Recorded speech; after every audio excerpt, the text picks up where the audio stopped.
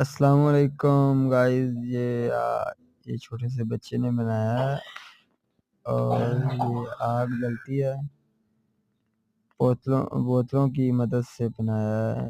ये बोतल है, ये हवा मारने वाला पाइप है और इधर बहुत बड़ी बोतल में हवा जाती है और दूसरी में पेट्रोल है और तीसरी में पानी है और इधर से आग जलती है। देख रहे हैं आग जलती है और 1 लीटर से महीना आप चला सकते हो। पेट्रोल से 1 महीना आप ना आग चला सकते हो।